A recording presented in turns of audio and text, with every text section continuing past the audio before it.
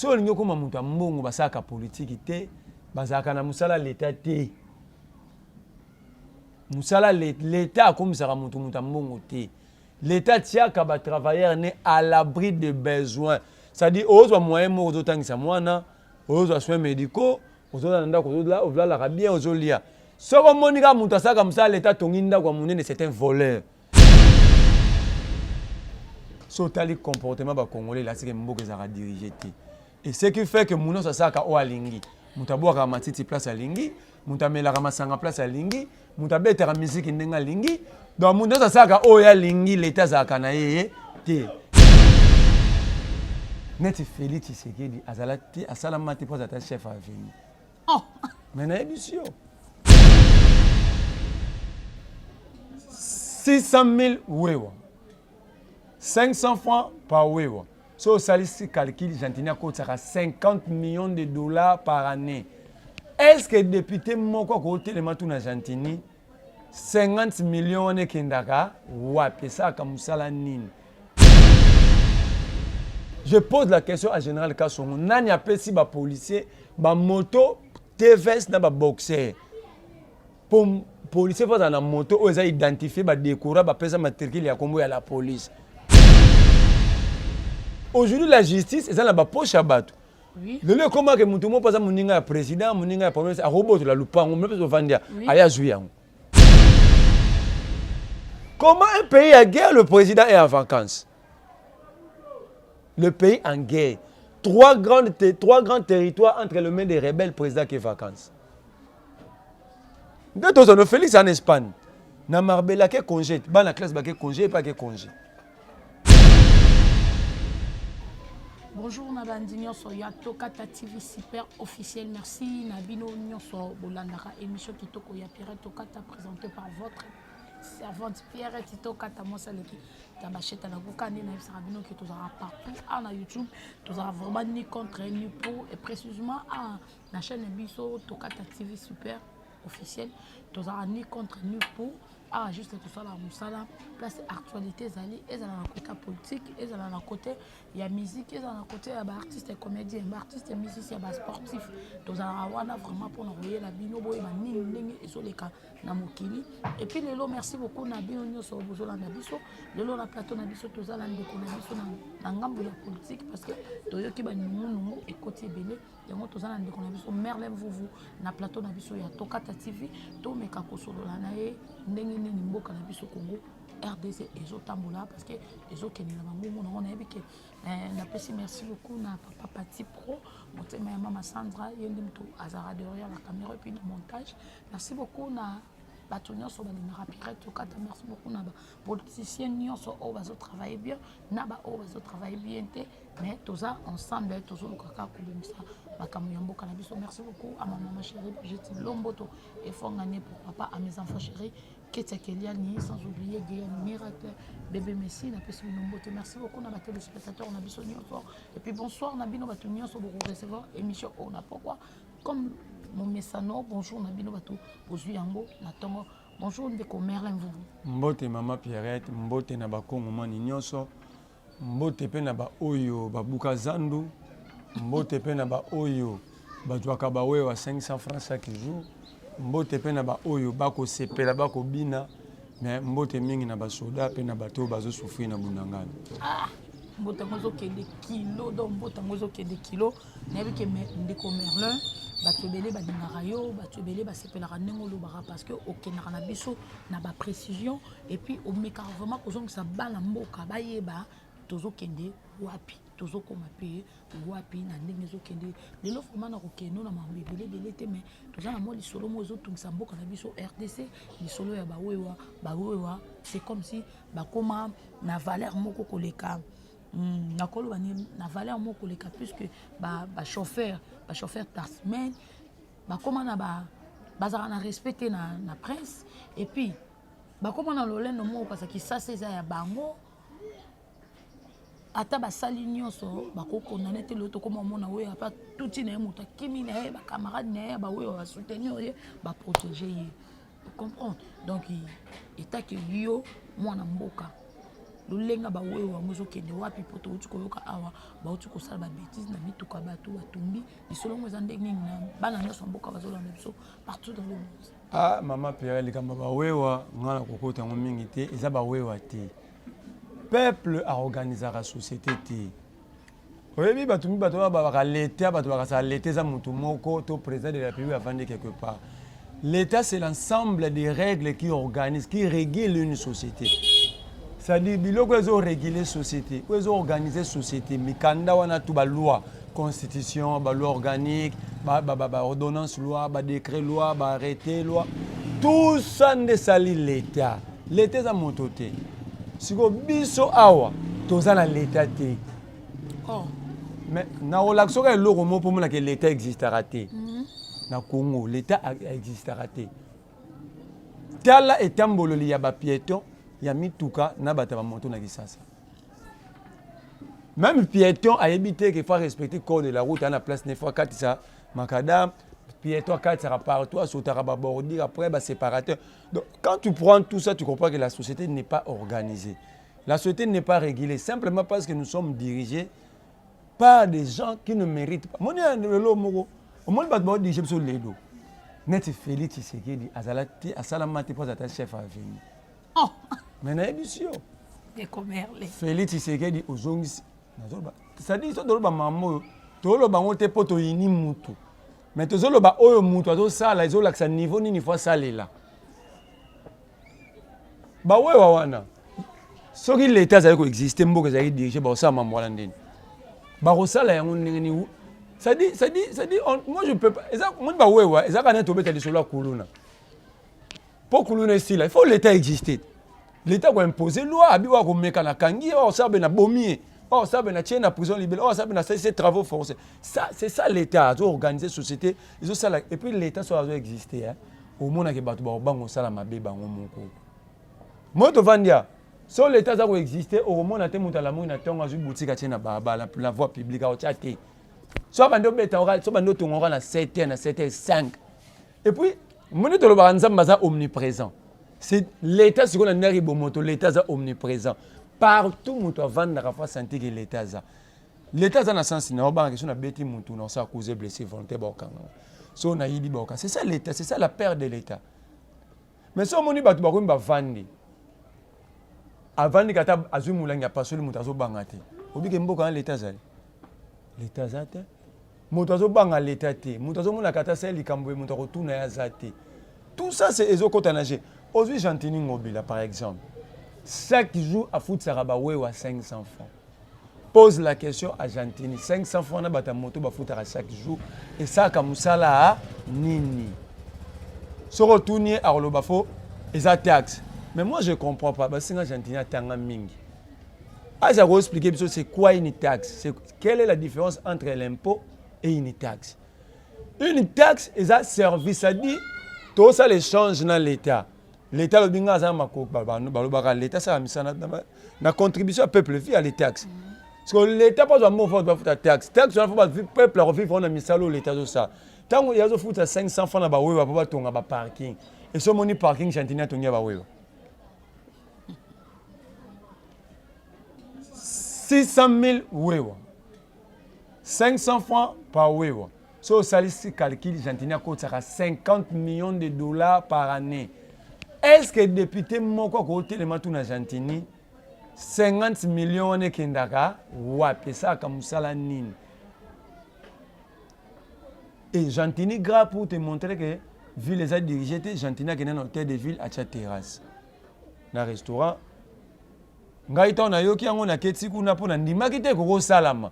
Na kuti ba koteka mesure à whisky 5 000 francs à l'hôtel de ville de Kinshasa. Liboke yangulu lundi na jeudi 8 000 na 10 000. Tango zui mutu abongo obike pena mboka eza gérer. Tete obike ba ba to amite mabe mais ngana oza mutema be na Jantini to na Félix pour na gagner nini. So Félix atongi makadam a ngana olekate. Et ça l'avantage na ngate. Mais tant que ça la monte, il faut rappeler que Zawana pas ça musala owana. Il faut ça la yango parce que bazuba futa rabango ba mbongo belé o mutu moko ta ça na Congo azwa. et bango bato ba ça bazo que ça misala ba futa maté bango kutu ba futa mais bazo yiba biso lisusu ba wewa deuxième bato faut ba réguler société l'état existaka l'état za architecture mobimba l'état za na ba pilier il y a la défense médecin l'ordre public il y a la justice et ba institution où organise la société toke na défense c'est ça ba soda armé bon moi ça on va ta guerre toye na pilier où il faut maintenir ordre public la discipline de la police est-ce que la police existe dans la Congo? Je pose la question à Général Kassongo nani appelle si ba policier ba moto TVS na ba boxer pour policier faut dans la moto où ils identifier ba décorer ba pesa matricule ya kombo ya la police directement un corps de discipline devient un corps incontrôlé na uto ya pona ya na uti ville na uto c'est l'émission na CCTV na zo ya ba roulage ba tiki na bango ba Carrefour ba komola na mituka na ba veni po bazwa mbongo parce que autant ouais ba kolega na vitesse atelemi mabe sel dégâts nanya otourner po bato fa ki bazala wana po ba contrôler ba ke na mamususu troisième élément ya la police ba pesi ba policier mituka ezanga ba plaque ezanga ba numéro d'identification so ba pindoli ba plaque mituka ya bato bazo ba place ya Rolanda yango te. Non, c'est plutôt corps de discipline, parce que la police, c'est un corps de discipline. Il n'y a pas un corps de discipline plus que la police n'a pas une aucune. Parce qu'on a l'action que telle la police n'a biso. Général Kasson, est-ce que bisa biso? Ba moto, ba moteur, ba roulage, ba kangela rami tuka. Ba paie ça versement na pourquoi pas un nan et puis na droit nine. Tant que moteur a zo boula, parce que on a bien on a zo boula. Chauffeur à Zoboula, oui à Zoboula, non, on maintenir l'ordre public sur vous. Qui va maintenir l'ordre public? Alors, quand vous êtes dans l'environnement, il y a bon. Vous avez commencé à aller, il y a un niveau. Mais justement, ça y est parce que ça contrôler l'État, ça existe. La police, corps de discipline, qui est censé maintenir l'ordre public.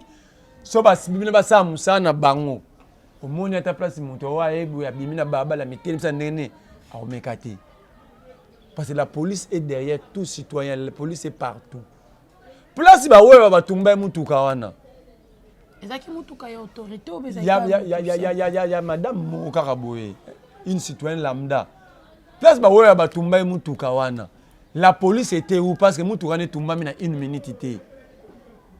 Où était la police? Balobara, savant Moro, sud-africain, comment la livre. Si tu veux comprendre un État dirigé, il faut suivre les comportements de son peuple. Sauter les comportements des Congolais, là, c'est que Mboka sera dirigé. Et ce qui fait que Mouno ça saka o alingi. Mutabo ramatiti place à lingi, mutamela ramasanga place à lingi, mutabeta la musique ndenga lingi. Donc Mouno ça saka o ya lingi l'État saka na yé. Yango nanga na zolo baboy bato no soba ba candidat pour 2023 oyo yana 2023 élection zali c'est constitutionnel na cadre de constitution ce que élection wana za na ndenge conseil lobby candidat to akoya na projet de société na ye ce ka tie refondation de l'état tie ngai na kobele la peuple a voté été. Vous ne pouvez pas construire des immeubles dans un état où l'état n'existe pas. Il faut commencer par recréer l'état au moins même basoda na biso ne batambula. Regarde même comportement basoda na biso. Tu vois qu'ils ne sont pas contrôlés. Ba ouais wana ozomona auto condamner lelo. Kende na ba parti politique nyonso ba na ba donc na chaîne na parti politique na ba direction est déjà parti ndelo na ba parti ba ko ça fait direction ba wewo. Soke na kitambo chaque samedi na bureau ACP ya parti ngobila ba na réunion na ba wewo kuna. So wewo era ebike na sela kana ngai jantini awobanga suna. Parce que Mouto faut organiser société, a besoin de service à Baouéwa wana. Au lieu d'imposer bango ya komo ya bango Baouéwa ba saele Moussa. C'est fini. C'est fini. Ça veut dire ici, moi je dis chaque fois que Tobundi trop mamamoko mais la classe politique congolaise en général est décevoir Bissou. Aucun politicien congolais a réussi à mettre de véritables piliers à l'État dans Moussa. Et ce qui fait que Surtout que même na pilier, aux piliers sous Yamakas, qui est la justice. Aujourd'hui, la justice, c'est la poche à battre. Oui. Le lieu comment que Moutoumou passe à Mouninga président, Mouninga premier ministre, à robot la loupa, on me peut se vendre, à jouer. Parce qu'il y a ça dans la relation. Ça veut dire, quand vous prenez tout ça, moi je ne condamne pas le Wewa. Je ne condamne même pas le Koulouna. C'est vrai. Je ne condamne pas le Pourquoi? Mais l'État, il faut gérer la société. L'État, on a ça. Tant que banana ba osala bongo, l'État zawa pipo. L'État za quoi papa nanda. So moi na lelo ka panzi vert. Moi na fa le papa fa lo ba. Yo, ko simba suba vert ronati. Poso zo ke kuna ondoko esango tie aussi là. Za kwa moi nanda kwa za moi na mkana 3 ans. Alors que de simba ba rallonge courant ba prise. Nana rappeler moi nana que ça danger. Et ça ba parent. Donc l'État za parent. Tant que bano ba banda kuluna, l'État za ki wa.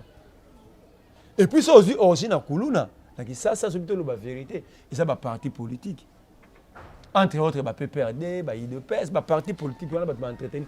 Tant que tu as une marche, tant que tu as un trouble, vous imaginez que le parti politique PPRD à l'époque, quand tu as Denis Kambaye, il y a un parti à Kaboula, il y a un casque qui PPRD. Non, le ministre n'était pas Kaba, le ministre n'était pas ça, Moussala l'État.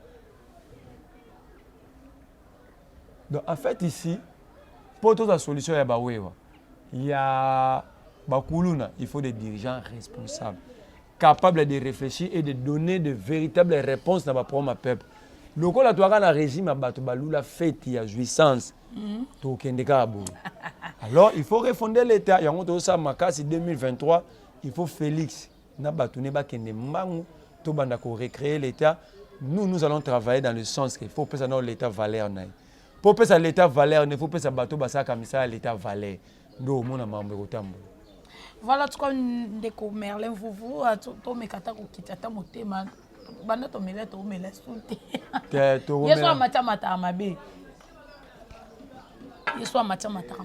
tout cas, il y a zolo ba mamu oyo na be ke batobele bo pesa ke raison na bi batobele pe bo konda la kaye mais bozo attend ya kolanda ka émission na ye na bo kebi nyonso bo meka ko zo attend ya ko pesa kaye bo lingo ya kolandela émission na ye boko comprendre que alingi mboka boko comprendre que azaka na souci ya bana mboka azaka na souci mboka et progresser yango moni que akota ka vraiment na ba source oyo peut-être o batobele ba négligaka peut-être o batobele ba s'attendre na ngote ye alandela rango biso mususu ya commerce solo musu na oka kezo betama ya commerce okoyoza na ba idée belé soko ko commerce nini bazolo bango commerce extérieur na ville. Oui, commerce extérieur na ville qui ça na ville qui chassa yo pona yo ozolo bango likambo nini moi lilobe ko za nini pona likambo wana vraiment na mboka na biso. Voilà une fois de plus on comprend que l'État a existé raté.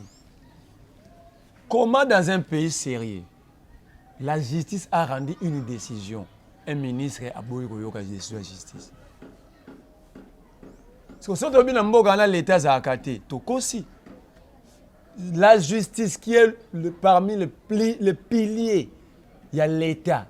Habité et l'autre côté de la boîte. Parce que dans le cas la justice a décidé, je vais contredire à Zati. Tant que la justice a dit que l'autre est normal, mais le ministre a dit que c'est normal. Peut-être que ça a raison. Ça a raison. D'abord, elle a raison. Quand on dit division urbaine, la division urbaine dans le secteur nyonso, ça dit, le ministre va recruter mais peut-être qu'à base de diplôme, sans expérience, sans connaissance. Au moins, la commerce extérieure, ils ont la charge du gouvernement central. Il y a le ministre Jean-Lucien Boussa. Mais au niveau provincial, la division urbaine. C'est-à-dire, pour nous, la division urbaine, comme fonctionnaire à l'État, il faut décider où tu as un gouvernement central. Pas dans la province, où est-ce que ça la pas gentini awa. Pour que maman Moro chef de division qui maman Esther, a suspendre pas secrétaire général au niveau central. Ce qui est normal. Maman n'a pas normal à comprendre que suspendre salaire on a violer la loi le droit a qu'à saisir Conseil d'État qui est la cour administrative de la République. Conseil d'État à rendre ordonnance dans le biboyer. Suspendant maman na irrégularité, na ba irrégularité. Azonga na ba droit na ya zongi la musala na ye. Ose badi banga ministre a IDPS. Bato soit des états de droit. Abi maman na ozonga te ya zo chamutu na ye. Depuis quand Ose badi banga na province ba nomara fonctionnaire à l'état. Depuis jour nini. Depuis jour nini na province ba suspendara mutu. Oza fonctionnaire na niveau national. Depuis quand je me pose la question. Et puis tout le monde singa Ose badi banga wana asala droit. Je sais pas asala ki droit ya kokata baki nzonzi na famille. Toi ça qui prend droit au baki na ba inikin ba IPC ba ICSM. Parce que moi je ne comprends pas un homme qui a sali droit, un juriste de formation, mais il ne sait pas lire l'esprit et la lettre. Moi je ne suis pas juriste mais néanmoins je comprends que j'ai osé aller qui la droite et osé badi banga. Ce qu'il fait là, c'est grave. C'est gravissime. Et au regard de l'article 149, 151, 150, 151 de la Constitution, les décisions de la justice sont rendues au nom du peuple, exécutées au nom du chef de l'État. Donc, aux azos-là, ils ont manqué un peuple respect, un chef de l'État respect. Parce que ces décisions ont été prises dans le biso peuple, et Tchango na misala na kombo ya président de la République. Parce qu'il y a lobby à retour ça yango te donc abangi peuple te, abangi président te. Où est le président de la République pour sanctionner Ose Badiba? Où est le président? Le président azana ba bruit en Espagne. Le président est dans le bruit na Marbella qu'on en Espagne. Awa ba ministre na ye bazotamla likolo ba décision de justice. Plus grave, na makambo nyonso mama Angèle s'occupe de Salabongo, Azaz secrétaire général d'abord retraité, malingi aucune retraite na commerce extérieur. Azamuninga ya maman Denise, c'est ce qu'elle-même dit aux gens, que Azamuninga ya maman Denise barosala elorote. Achaka mbongo na ye na fondation Denise Nyakero. Ce qui fait que, à combien de droit on a fonctionné au Yalingi, il y a retenu maintenant la décision de justice. Mais j'ai dit, maman Denise, comment est-ce que Bino Bobi Bodo na bitumba o ya papa Etienne? Tala nenge boyi, maman Denise eza yo mdozo fingi sa papa Etienne à travers maman o Eugénie Salabongo, il y a combien de temps? D'abord, elle n'a pas droit à rejoindre comme on a changé la bêtise, mais acheter yango parce qu'elle est bien qu'elle yo. Et puis banda lobby yango batutu ba komeli yo otikali ko réagir te donc nous constatons que on limi aza mutu na osala on anko. Il y a mis ça. Un ministre soki déjà Gentini a violé la constitution parce que la loi veut que le gouvernement provincial le rôle a deux ministres étaient. Gentini a créé un procédure à Lukuta à commissaire na ba commissaire provincial. Pour ba les kaka dire azuache ministre moko komo na yesoki. Comment il y a fonction publique, commissaire provincial à charge de la fonction publique. Papa wana azo lobake na bake solane azo lobake ye azali kolo conseil d'État. Conseil d'État et à l'éloque la tête c'est lui le commissaire provincial en charge de la fonction publique. Et lobby de tolo bano lobby vendredi. Ache commission na cabinet na ye po batia mubalongola muto au conseil d'État et zongisi. Et grave, plus grave dans tout ça, le procureur général près le conseil d'État commun. A commis les Gentini, a commis les ministres Jean Lucien Boussana secrétaire général wana. Muninga maman Denise wana. Bayo qui était. Bah, greffier à conseil d'État, ils ont saisi et Gentini les autres pour l'exécution et ordonnance à conseil d'État Bayo qui était. Le vice-ministre Jean-Claude Molipa à l'intérieur a écrit à Gentini, il a mis tout le monde à copie. Gentini a ordonné à Osé Badibanga à respecter l'ordonnance à conseil d'État dans le mois de mars 2022. En avril 2022, Osé a dit Gentini qui a reçu la yango T. Zo comme des mots qui a dirigé. Donc mots qui a dirigé na mi be côté mais na ba imer ya batu c'est là que ngaza muta IDPS ou aza muta boedona so naza muta IDPS na koyisa pe conseil d'état mamna telinga ité ngaza ministre na legi conseil d'état qui est au-dessus de la loi. Je prends l'engagement ici. Moi je vais saisir la Cour constitutionnelle et le Conseil d'État pour qu'il y ait justice. Et que ce qui... D'ailleurs, je vais saisir la Cour de cassation. Tous ces gens qui ont violé la loi méritent une arrestation claire. Et aux Ebadi Banga, Boyebi, qui va foutre à fonctionner dans la banque, ça fait 2 mois aux Azo foutre à fonctionner dans le bureau, dans le cabinet. Dans la moutaï de pes mukolo mbongo ya l'été ko bunga na cabinet osé. Bongo bobenga biso ba jaloux to ba aîné. Mukolo wana to kotelim sa instinct de survie pour défendre nos intérêts. Mais message moko yende ko Merlin vous. Est-ce que tout mutumoko atuna mukolo musoso mama Pierrette de ko Merlin alobara makambo oyo bongo pourquoi? Parce que pour voir ce que aux opportunités, il faut au saisir. Yango ozomona ke baninga pe lokola baza na pouvoir baza ba ministre baza ba député bazo meka lokola ba gouverneur bazo meka ko saisir opportunité pour yebi ke azui chance na lelo yo pe de komo alobaki na ngana tuna yo lelo soki ba tiro na place ya Argentine ngobila est-ce que sala ya liboso so zana ndeko makambo oya bien ko leka Argentine ngobila mama ya liboso soki zana Félix président ba tchanga place ya Argentine na roboya. Toké kasi na question mon terre. Yami Bali. Ndeko ngai nazwa occasion ya kozwa mbongo na lupango na mituka na boya yango. Par qui?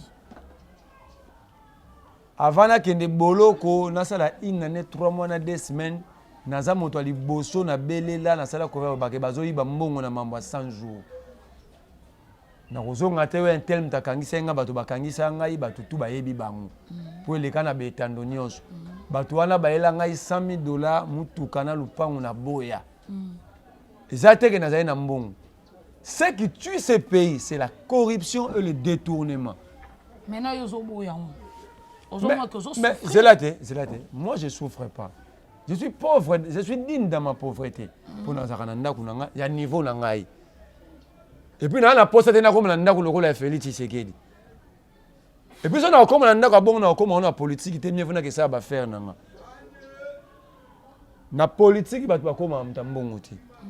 Donc yepsa ndeko wana mukona mola ke na comme na poste na zwa mbongo na roluka mbongo nanga na sale ba boutique na ngai. Soki pe na sale ba faire mina sale ba faire nanga ndesima tu nanga ndeni otongi ndako boyi. Na kozwango na politique ti. Bato ya zolo baba o saisi ba opportunité mais yango mboka yana passé. De commerler sur Guillaume Pesso qui batchoka pour batunyo so balobaka yango ke de commerler za rendre souffrance et za rendre pas c'est parce que ce que batwana bana ba thermomètre batwana bana ba thermomètre batala ba dégâts souffrance. To ba bisu faut leur poser la question. Bon mesira ki yango na moyen nini. Na foutre la randa kunanga. Nanda kunanga TV za antenne à Canal plus ça. Dans le congélateur, il y a un niveau, on a lié à chaque jour. On a fait un transport, on a fait un transport. On a fait un transport, on a fait un transport. Le problème à Congo, les gens pensent qu'il faut aller diriger pour devenir riche. Si on a fait une politique, on a fait l'État. L'État a comme ça, l'État tient qu'à travailleurs à l'abri de besoins. C'est-à-dire, aux moyens moraux d'autant que ça moana, aux soins médicaux, aux la bien, aux lia. Ce que Monica Moutassa comme ça, l'État Tonginda comme c'est un voleur. Et est-ce que les Congolais ont besoin de peut côté pour joie? N'a reçoit salaire, tout faut naïba pour naître voilà que place dans le baguette, bah politicien m'ambassade là pour bisomo au peuple tout ça inconscient. Et français moraloba. Chaque peuple a mérité un dirigeant ou une catégorie naïve. Au moins, les dirigeants congolais, ceux qui ont fait des donc, peuple congolais, au regard, il y a Moutou à Touni Moutou na Oul. Il y a un mérité des dirigeants. Pour Bisso Moto, quand il y a commis, il faut en jouer. Et puis, c'est comme ça, c'est famille, c'est comme il tourne à Bissou. Et c'est trop dangereux pour la République. Mais quand bateau va tourner biso bateau va tellement quoi ba oloba ke ah pas si penele qui est et aussi la mukoni et aussi la bino bateau ba ke tourner bino mais entre te ba oloba si là.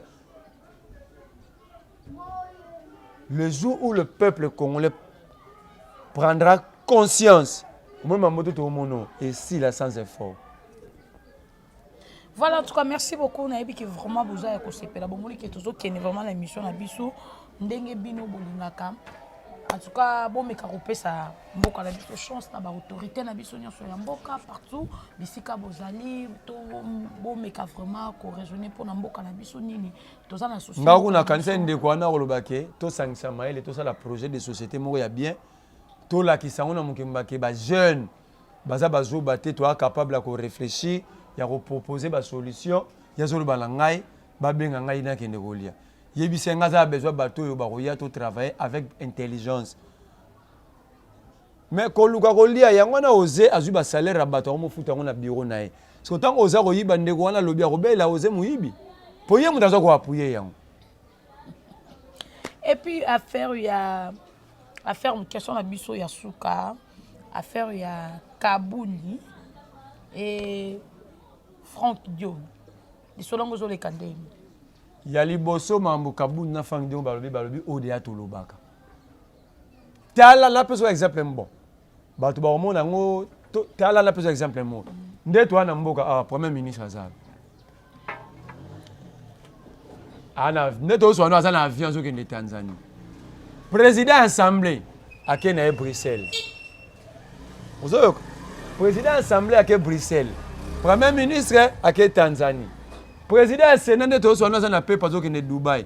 Le président de la République est dans le bruit na Marbella, en Espagne. Donc la République est dans la rue, il n'y a aucun dirigeant, les députés qui sont en vacances. 23 ministres de Tosso nommés en Europe.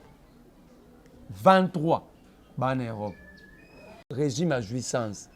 À cause si sur na nini. Entre le pays est à guerre.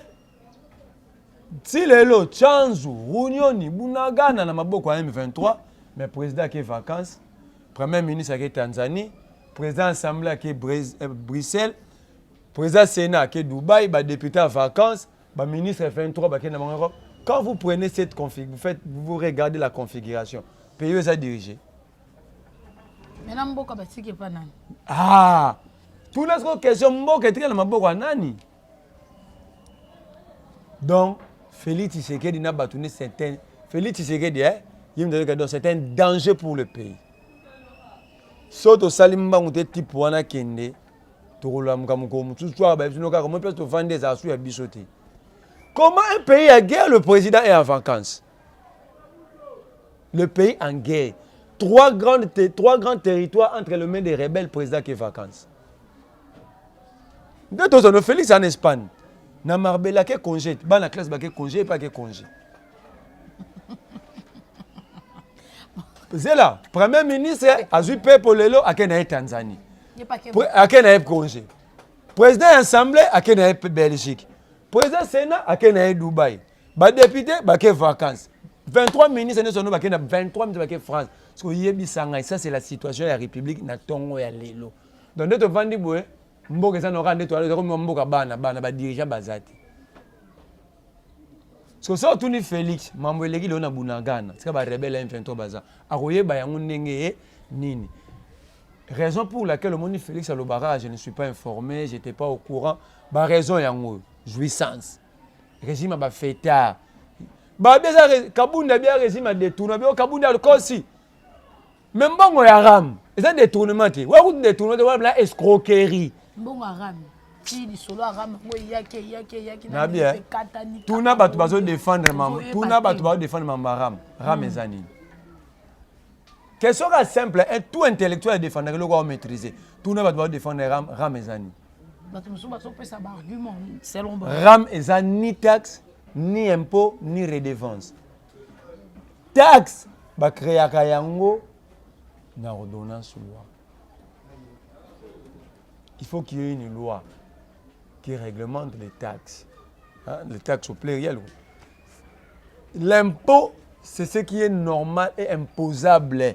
C'est-à-dire un impôt foncier. Tu vas dans la belle l'État, les sols et les sous-sols appartiennent à l'État. Il faut foutre à un. Mais taxe, et ça échange net au Lobakia. Net va chauffeur va foutre à vignette. Bon, foutre pour l'État organisateur la société ton la bango banzela. On est à taxe ko tout na batura mais à taxe, et à impôt, et à nin. Et grave, mukolo ram. Félix Tshisekedi. Sûr. Nabi hein. Le ministre a pété un tic. Yohan Mboka a dirigé. Ministre a pété un tic. Beau-frère, il y a Félix Tshisekedi. Moi, il y a camarade, il y a papa Tshisekedi qui bat sa maliba. Abi Boé, il y a Gérard Naïram. Et les carana ministère, il y a Ram géré la présidence de la République. Où le chef de l'État est le seul ordonnateur de Mongouana. Depuis quel jour ordonnancement de la République et ça dans la présidence? Ça, c'est quelle loi? Loi créée dans l'esprit de Félix Tshisekedi. Et, basé RTPC, notre autorité de régulation, il y a poste et télécommunication, rattachement à la présidence. Et maintenant, c'est la RTPC qui gère cet argent. Donc, vous voyez, dans Mboka, escroquer peuple m'a plus de 800 millions de dollars dans le combo et l'euro sur Iram. Surtout le Kabounda Lobiango à Kosi. Projet 100 jours, 485 millions et bunga na mboka oyo. Obino bobima pe ba victime. Ngai na salela yango prison pendant une année pour na téléménagi yango. Sali une année 3 mois 2 semaines à prison makala likolo mambo 100 jours. Les lots sont balobi que ça détournement baza miyibi bakoseli bango. Projet Tilengelou.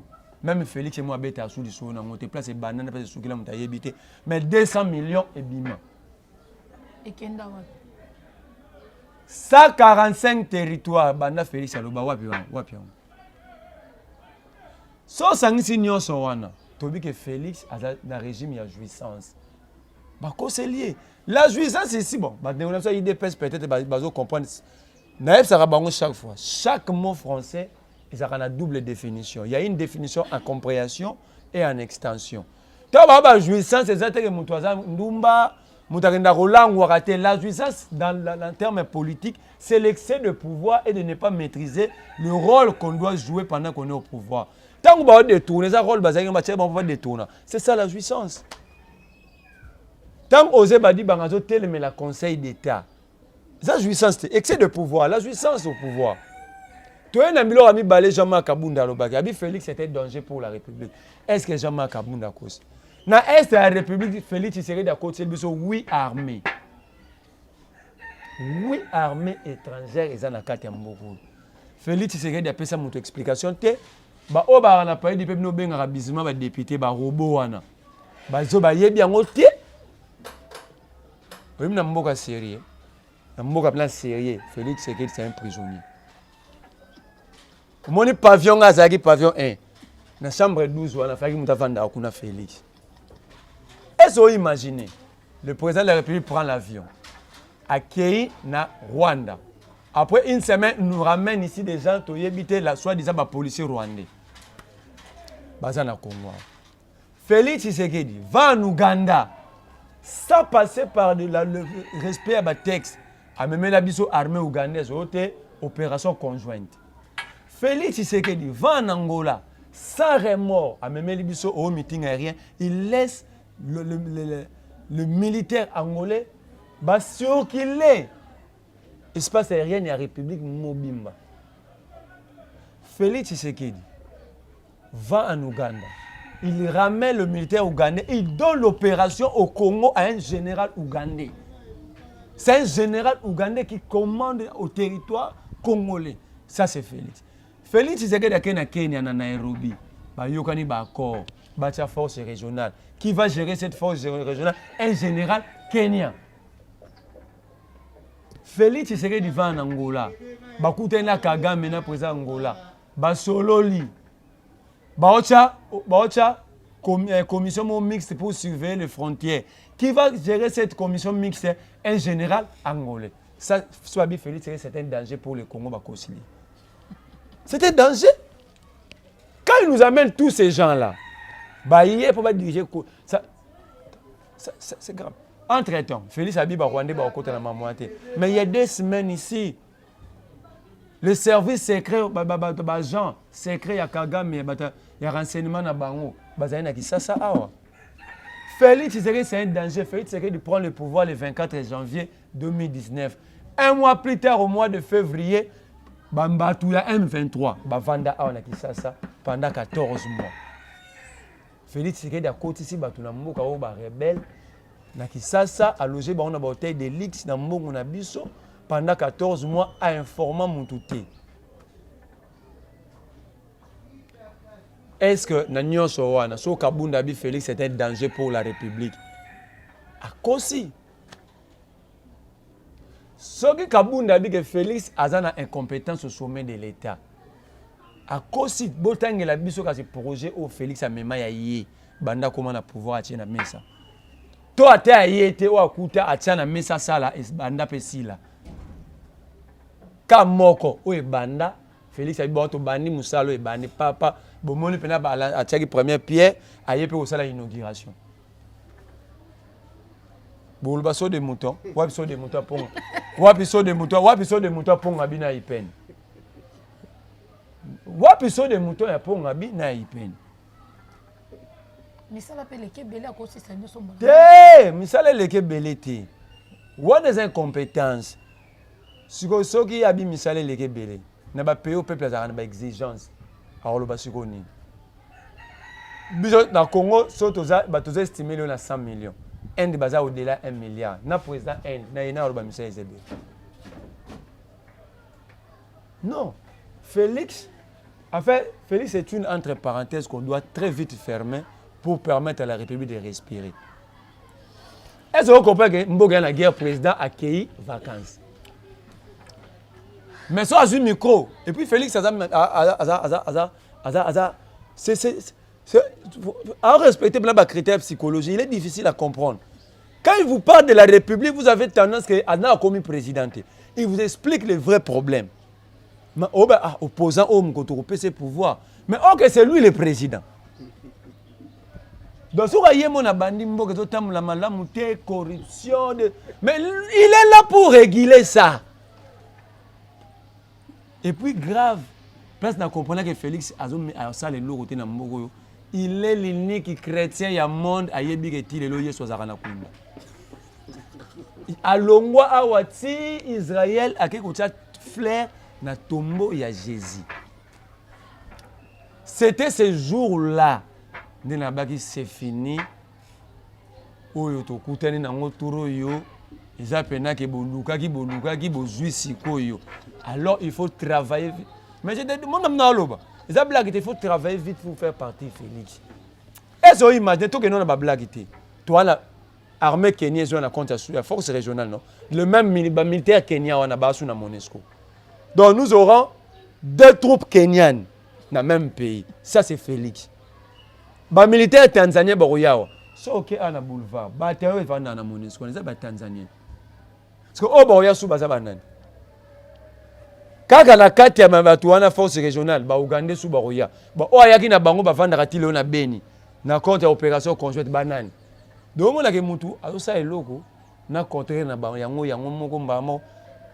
La sécurité ba blagaka na yango ti.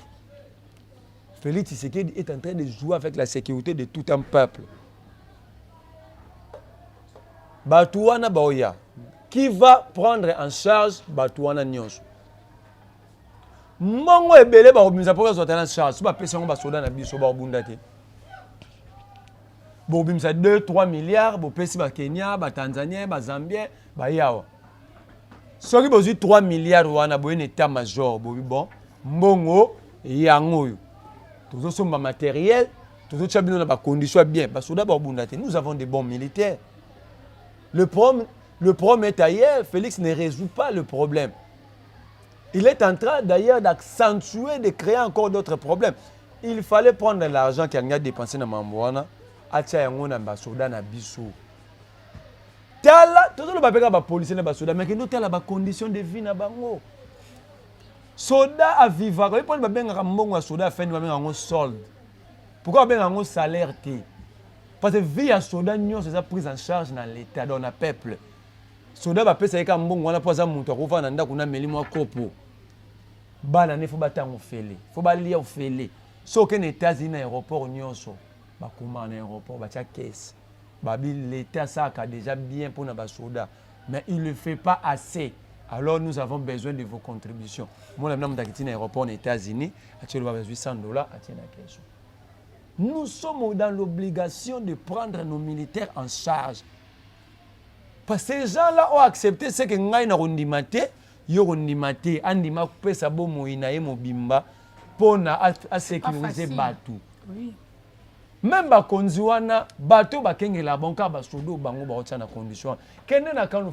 les policiers n'ont même pas de toilettes. C'est très grave.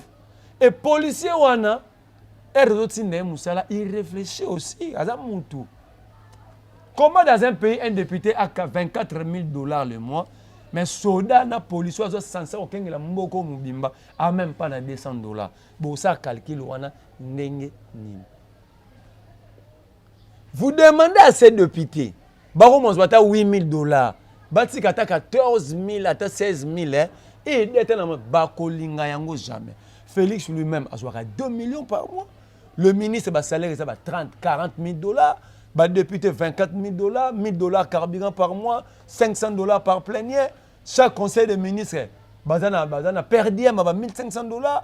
Et quand vous êtes dans telle atmosphère, où est la part, il y a peuple, part, il y a des soldats, il y a des corps moussous.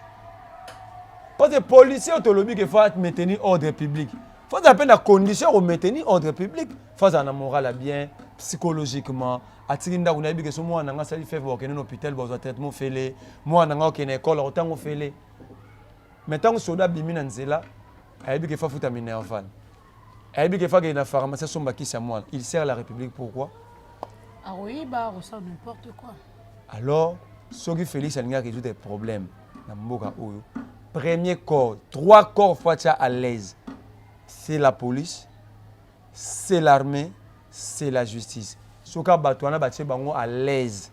Mon ami Bina Somona ba ministre, ba magistrats vont commencer à les arrêter ici. Et ba mi Bina Somona ba konzo ba détournera ba rotira la lingate ba magistrat ba na condition bien. Pour ça ba comme la condition bien, bango ba no corrompre bango yate ba ko mukanga bango. Alors moi je demande au peuple d'appuyer notre justice, notre police, notre armée afin que tout résoudre les problèmes il y a détournement, il y a corruption. So silica na mboko pas Mama Kangango Bombe mission produit. Le jour où nous allons résoudre le problème, il y a corruption et détournement. Au moins développement, bon, on a que tout ça les fortes, mais on va changer. Mais pour tout comme un niveau, il faut l'armée, la police. Tu as dit la police, si je mets les services de sécurité en air, de mieux. Le service, tout est côté arrangé. Au tien na justice. Si tu as un salaire à malonga, tu as des conditions bien. Magistrat a okangela biso miyibi awa to récupérer des milliards et des milliards et des milliards qui na ba poche Batou to kotonga mboka mbango. Voilà, en tout cas, merci beaucoup. Merci beaucoup. On est aquí découvert vous. En tout cas, américain ko kena biso na ba clair na selon ye, selon ndenga zo mona mboka ezotambola comme d'habitude de toloba. Ceux qui to yembi na plateau la biso, ya Tokata TV super officiel. En tout cas, merci beaucoup Ndeko Merlin na nyonso oyo obimisi na émission na biso ya lelo na ebite message no ya suka ezali pona bakonzi ya mboka to kena biso ma vrai vers à la fin. Na ligne na pesa message na moninga na moko Gauthier Miller Kassono. Coordonnateur ya mouvement citoyen biso peuple ba oyo ba kenda ko menacer bango liboso ya parquet général na INSS. Mon cher, la lutte contre la corruption faut à la cheval de bataille ya congolais nyonso oazo linga Congo ke liboso. Seule chose qui permet que le Congo ait des liboso, ce qui est la corruption est scellé.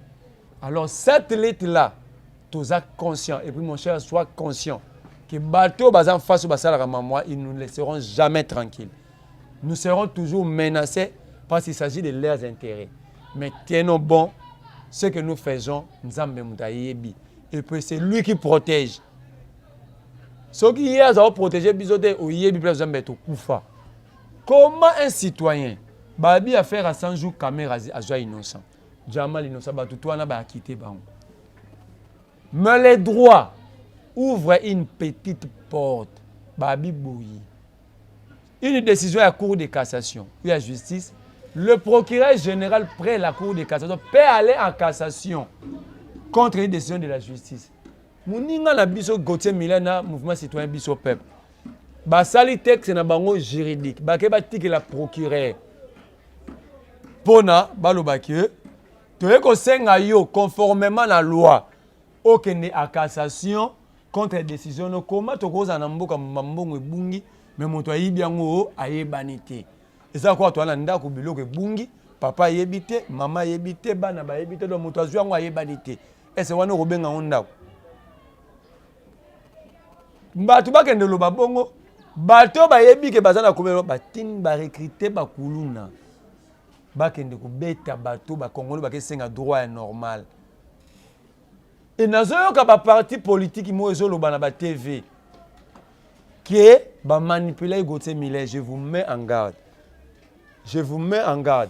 Ce que nous les activistes nous avons accepté dans ce pays, politiciens morotés, pour nous la prétence était ba politiciens belé ba salangote. Bandima yangote. Alors j'appelle à la conscience des activistes, c'est lui qui va encore traiter le mouvement citoyen Biso Peuple ou notre ami camarade Gauthier Millet d'être corrompu. Nous allons aller en justice au nom du mouvement citoyen contre Batouana. Et puis, j'ai dit à Gauthier Millet, nous allons ressaisir le progrès. Tokoti Kayangote, Mbongo à 100 jours, et Mbongo na Biso ya peuple. Toko saisir procureur général, il doit, c'est la loi qui le demande. C'est la loi qui la demande. Il doit aller en cassation contre cette décision d'acquitter tous ces gens-là. Ceux qui vont quitter Bango, il faut que la justice nous montre Nani Azouaki Mbongo. 57 millions de dollars. Nous allons construire des écoles, des hôpitaux, des routes ici. Bana ba otanga na ba école malonga tebo, taleta mama et mozalango. Tu n'as que jour à la clinique quinoise, mais la 5 n'a que se soulager. Mais mieux vaut na souba na se soulager na toilette na prison que na hôpital. Donc ça dit mutazoya hôtel muta maladie, il ressort encore malade parce que continue ba installation mabe. Alors dans ces pays comme ça, toluka mbongo poto bongisa biloko wana, vous volez 57 millions de dollars. Webi nzela 1 km nzela ça va combien? Asphalté 1 million de dollars. Les lots n'engagent pas société comme belé comme on a 500 000, 400 000 dollars. Ce qu'on sommes dans 57 millions yemoko. Combien de kilomètres de route? Combien de kilomètres de route ce type-là a pris? Et vous voulez nous dire que batutu boyebi que mbongo bunga boyebi que mutation wazati. Nous allons continuer. Gauthier Millet, je me rejoins à ces combats parce que c'était les combats où on a scellé les prisons na rotika yangoti. D'ailleurs, je prends rendez-vous ici avec tous les activistes la semaine prochaine devant le procureur général de la République. Il doit nous dire qui a volé ces 57 millions. Il est là pour ça. Il doit enquêter. Voilà, en tout cas, merci beaucoup. Le message est passé. Merci beaucoup. Nandeko Merlin, vous me permettez que ah oui. Mbote na ba onyo so balinga Nandeko Merlin et puis Tengai na pesa kambote na Congo mobimba na ba oyo ba na ngambo ya pouvoir na ba o ba na opposition na ba oyo biso tozolo balibanda. L'intérêt c'est que tous ont conscience Congonde papa et maman. Oza moto a Tshisekedi, oza moto a Fayulu, oza moto a Kamere. Dans tout ça, surtout chez Congo libosote, toko soana, toko bomana, toko bunda, le pays va disparaître un jour. Voilà, merci beaucoup. Merci Nandeko Pati Pro, Azalaki derrière la caméra pour l'émission OEL Kanaba Norme. Merci beaucoup na tous les spectateurs d'Abisso Mobimba partout dans le monde. Merci beaucoup na ba page OE soutenir Pierrette Okata, précisément na Pierrette Okata TV et sans oublier ici chez Culture Yandoule Nabisso et puis na Bosanité Kini Makambo. Il y a beaucoup vraiment de pages OE soutenir émission Nabisso. Nazo sengaka na ba téléspectateurs Nabisso na ba tunyoso balingara émission Oyo na ba tunyoso balingara chaîne Oyo na ba tunyoso balingara moi Pierrette Okata. Vous s'abonnez massivement à Tokata TV super officiel. Naza Awana Roye la Bino Tunga, Nebsa Rabino que je suis au milieu du village. Nazo salaka o eza bien. Ya mabende na salaka mais je ne suis pas contre ou pour. En tout cas, merci beaucoup Nabino Batoubo Pesanga opportunité. Ya kozala liboso Nabino. Merci Nabajalou, merci Nabino Batoubo na Pirate Katate. Kofinga Nabino salaka biso bien so bien. Merci beaucoup à ma maman Roger Tilomboto et Fangane. Merci à mes enfants chéris, bébé Keta Kelian et sans oublier bébé Messi, bébé Gayan Miracle.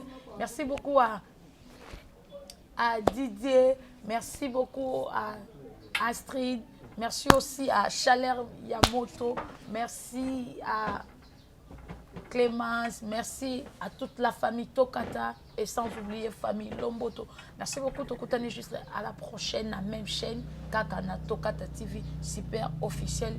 Beau s'abonner massivement. Bye yo.